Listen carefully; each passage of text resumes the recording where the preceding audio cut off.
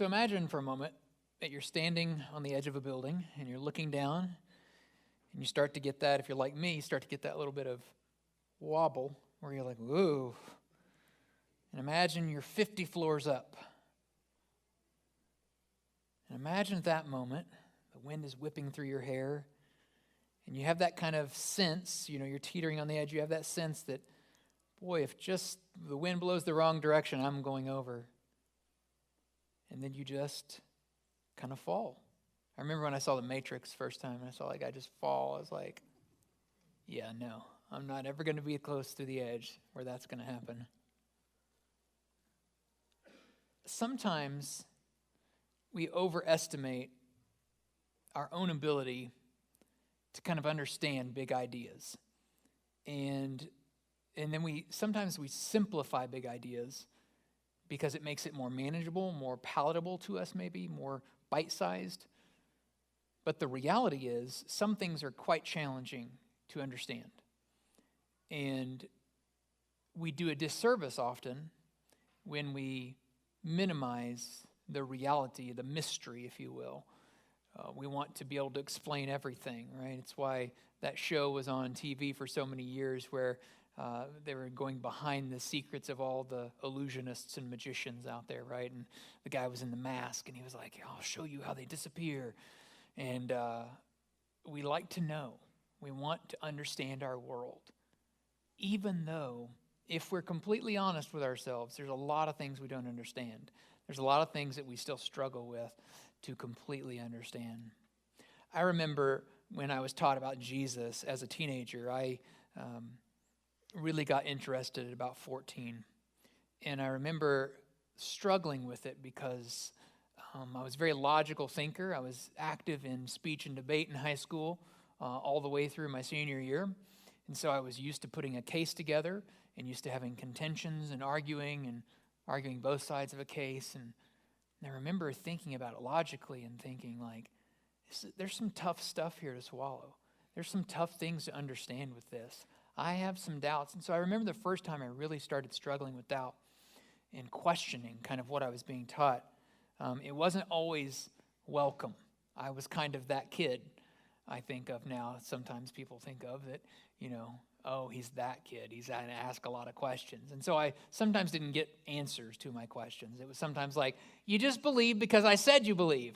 And I'm like, oh, So anyway, I would always want to go to the next level. I'd be like, well, let's break that apart a little bit. And they were like, no. And so I remember the first time I started questioning everything that I had been taught about Jesus, because I had heard that Jesus was kind of like this superhero, right? I mean, he could fly, and he's just impervious to damage. And I'm like, yeah, Superman. I've heard this story before. And all-knowing and in time, but outside of time. And I remember just thinking about it and going, how is this Superman, unmoved by human weakness, able to relate to me, who's very human and very much weak in many ways, and moved by humanity and our weaknesses, and a part of that process? But then the deeper I went, because it really troubled me, the deeper I studied and the deeper I went, the more I found out, that's not the whole story. There's something else going on here. And even if someone can't give me an answer quickly, there were answers to be found.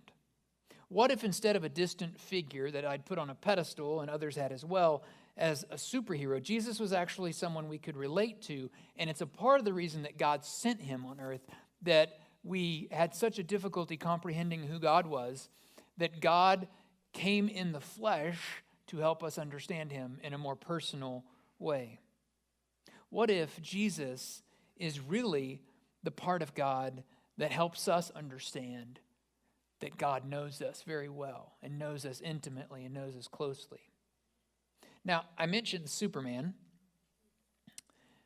and here's the thing. Jesus really is not like the comic book character or movie character or TV character of Superman. Superman's one of my favorites. I've been reading Superman since he's got a great first name. Have you ever heard of that? Clark Kent? Clark, come on. That's my name. My name's Clark. Welcome. I always like, he's got blue eyes and he's really buff. I mean, this is me. I mean, that's what I was always like, yeah, this is me. That's a joke. Anyway. But Jesus was not immune to hunger, immune to pain. He was not immune to these things. He cried. He sweat. He bled. He thirsted. He hungered. He felt pain of loneliness and abandonment.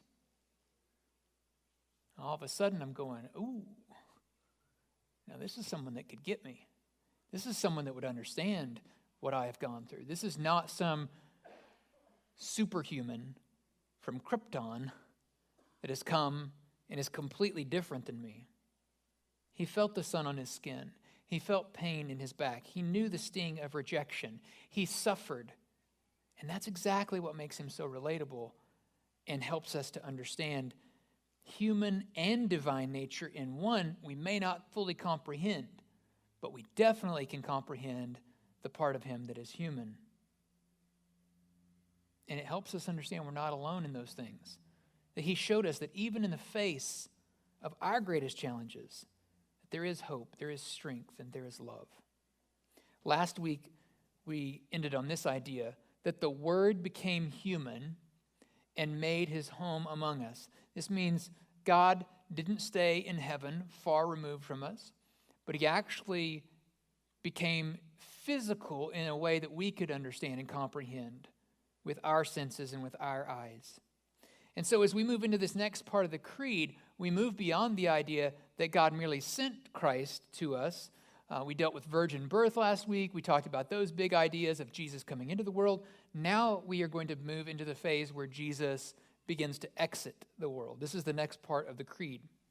And so we jump for a moment from merely coming into the world to understanding Jesus, maybe for you in a new light.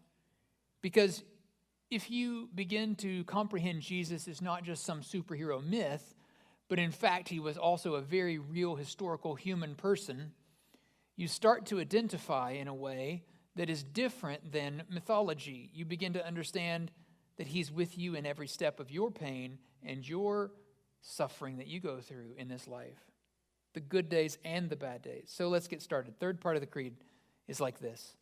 I believe in Jesus Christ, we left off on last week.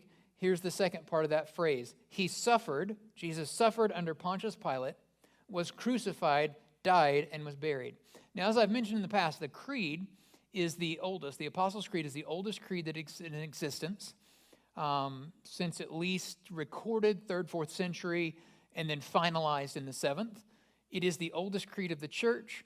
Therefore, Catholics, Orthodox Christians, and Protestant Christians all utilize this creed. There's very little, that many diverse, large groupings, much less just the fights that happen within Protestant churches or, go down even smaller, evangelical churches, or go down even smaller, Methodist and Baptist churches. How far do you want to go with this thing? There's very little we all agree on, right? From the way that we do church to what we call our leaders to how we organize and set up. There's just a billion different combinations, but the creed is universal.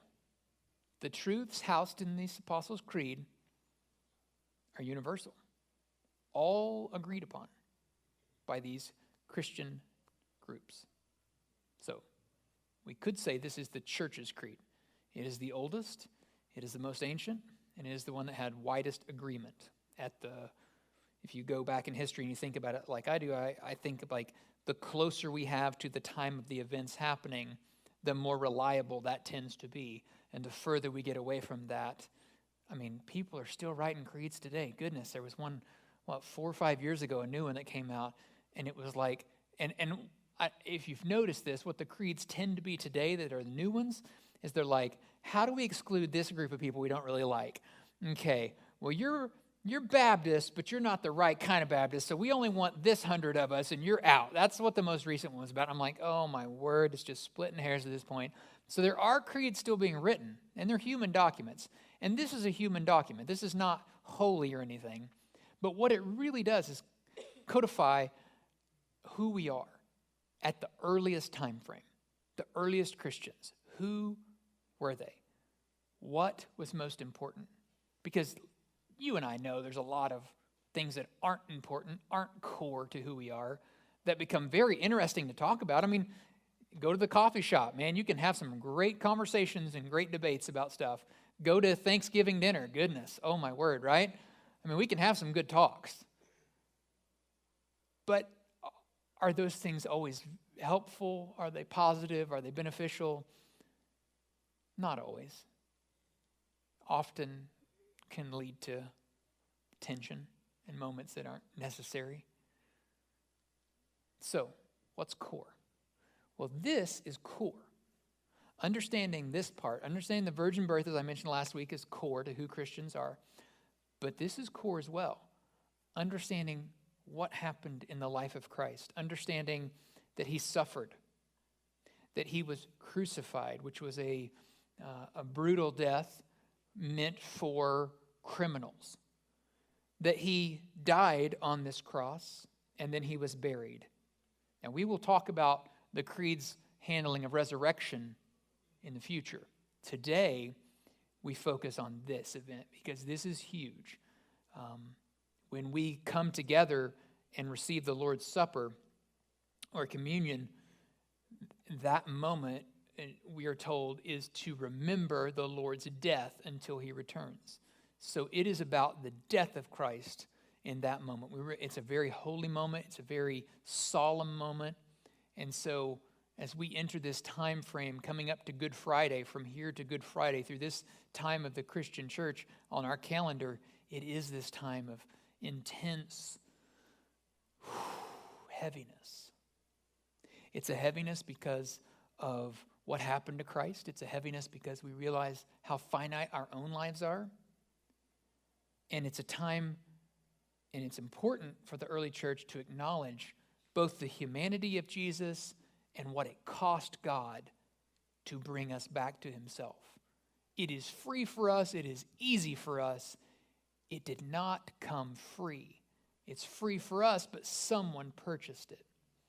And that's what we'll talk about today, is we understand why the Creed specifically put in these three things: the suffering, the crucifixion, and the death of Jesus and his burial. I don't know if you remember the Passion of the Christ movie. It came out in 2004. Have you seen that? Have some of you seen that? Whew, boy, that was rough. I remember first time I watched it, I was just like, I think there should have been a warning at the beginning of this. It was very brutal. And if you're not accustomed to seeing that level of brutality, it really hit you hard. There were people in the theater I was in that were weeping openly. There were people that walked out of the movie. It was intense. And some of the imagery there is hard to watch. And yet, I remember hearing someone at the time say this. You know, I was a new pastor at that time. I think, 4 years, 3 years, 3.5 years. I remember hearing an older pastor say, yeah, but it's still a movie.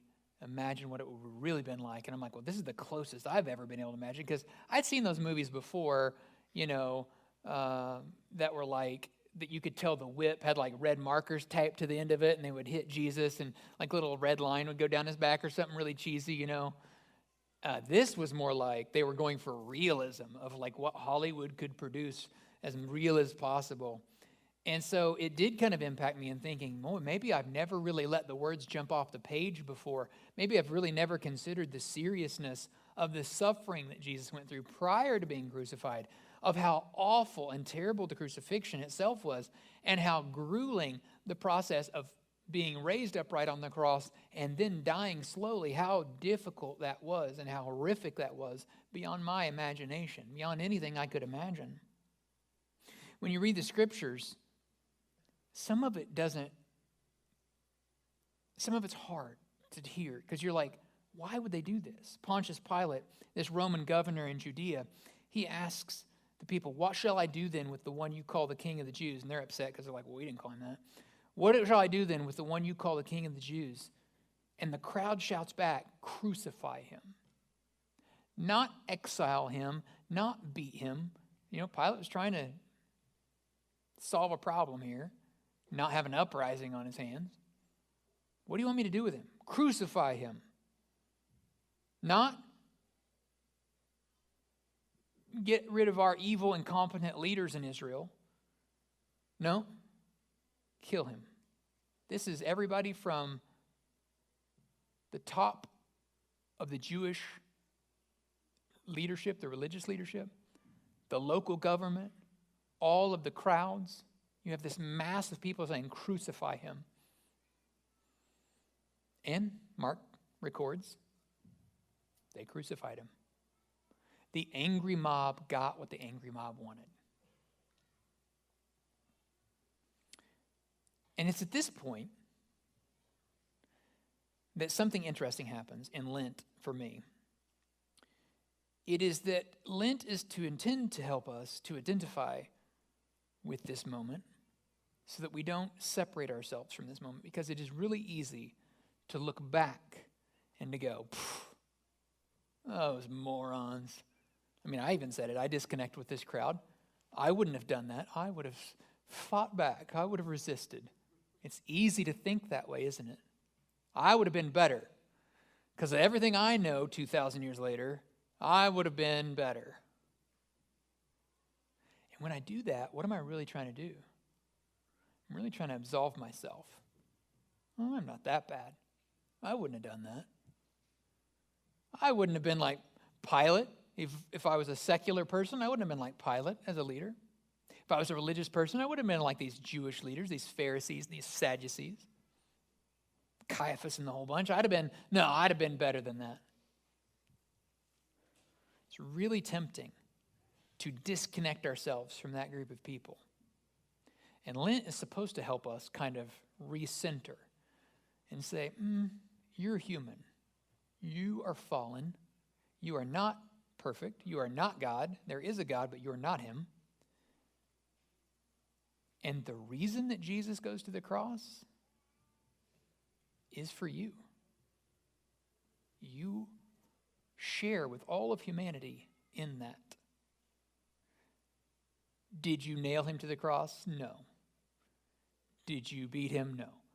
Were you a part of that decision-making process? No. Theologian John Stott wrote it this way. He said, before we can begin to see the cross as something done for us, we have to see it as something done by us. What he tries to get across here is a difficult to communicate point that makes a lot of sense, however. We are not innocent. We shouldn't blame Pilate or the Romans alone. We shouldn't blame the Jewish leaders or the mob alone. Did they all play a role in it? Of course they did. But this was all happening anyway. This was going to happen. This is the way it had been foretold. This is prophecy. You and I were not there.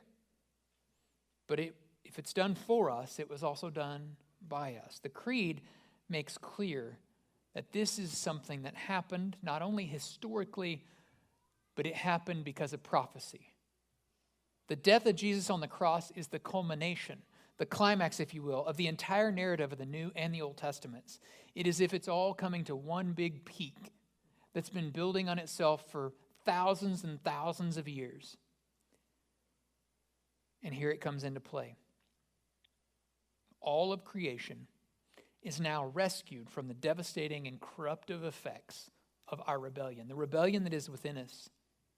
And we know rebellion's within us, even if we don't, as adults, want to acknowledge it. We know rebellion's built into us because we see it in those toddlers, right? We know rebellion's here. That toddler who jerks his hand away from you when you're trying to get him across a busy street, I can do it. And we're like, listen, buddy, Man, that doesn't leave us. That's in us as adults too.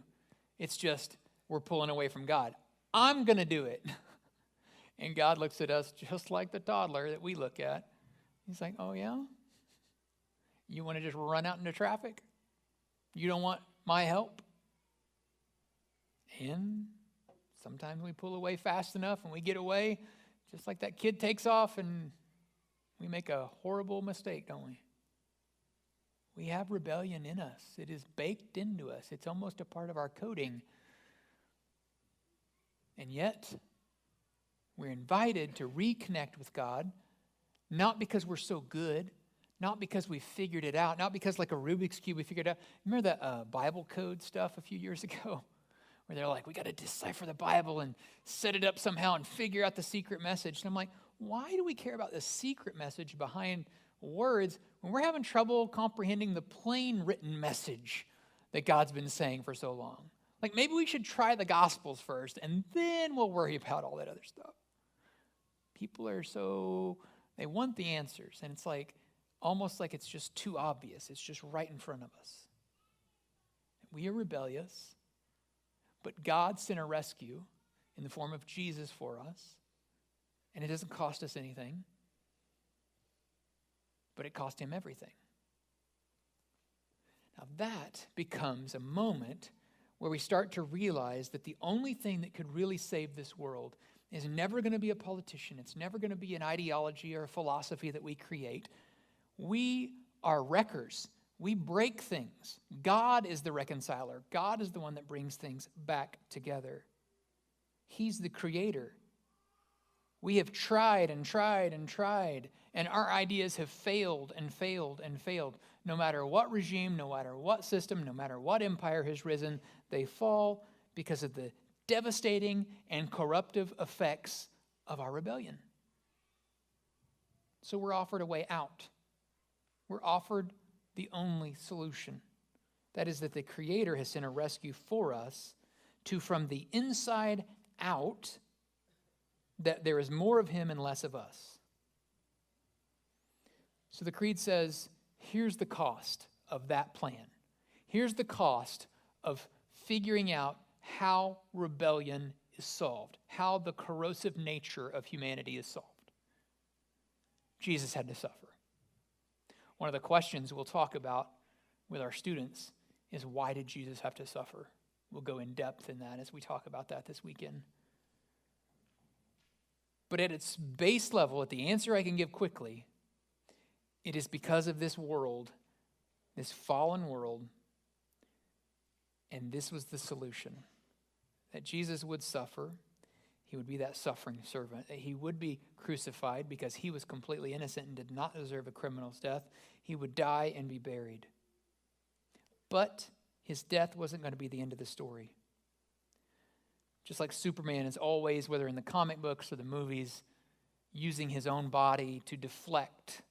I mean, I've seen classic Superman comics where hot molten lava is being poured on his back and he's got Lois laying there and he's like protecting her. I've seen him take buses. We've seen him, buildings are falling over. The Superman analogy does work in that sense, because what you have here is this typology of a hero, and what a hero does, put themselves into harm's way. And on the cross, Jesus shoulders all of this evil we've brought into our world, all of this brokenness. He takes anger and malice and bitterness and violence. He takes hatred and murder, pain and suffering, all sin. He takes it and he carries it to the cross. And when he dies, he puts it to death. He puts to death and wins victory. One of the oldest Latin phrases, and one that really the early church really rallied around, was this idea of Christus Victor, that Jesus was victorious over Satan, but also over death and hell and sin and pain and suffering, that Jesus won the victory for us. And then this is the pattern that we're called to live out. That when we're hated, that we give love back. When we see the hungry, that we feed them. When we see people without clothing and needs being met, that we meet those needs. When we see violence, we seek peace. When we see injustice, we set things right. To model that restoration means that we don't think that we somehow have invented restoration and reconciliation, but it means we are imitating Christ. We want to be like him in this world. We want to see those patterns of brokenness and chaos in our world and bring peace and mercy and calm and justice with us, just like he did. So when I say be the hands and feet of Jesus, in a very real sense, I'm saying we enter physical spaces where we are invited, and we look for brokenness, and when we see it and identify it, we don't just say, that's terrible, but we say, how can I be a part of solving this? My pain and brokenness has been taken to the cross, so I have been given a mandate to, like a reflector, reflect that into this world, that goodness, that light, into a dark and broken world. Like I said, I've always loved Superman. I loved it so much that when my dad built a tree house for me that was elevated off the ground, thinking, my name's Clark, his name's Clark, I've got blue eyes, he's got blue eyes, he's got really huge muscles, 2 out of 3 ain't bad. I took a jump. Luckily, my dad built it only about 8 feet off the ground, and I kind of hit the ground and was in pain, but I didn't fly, and I didn't stick the landing. But I learned a valuable lesson that day. I learned that I don't need a mythological hero. I learned that that is for fun, but I'm not a superhuman,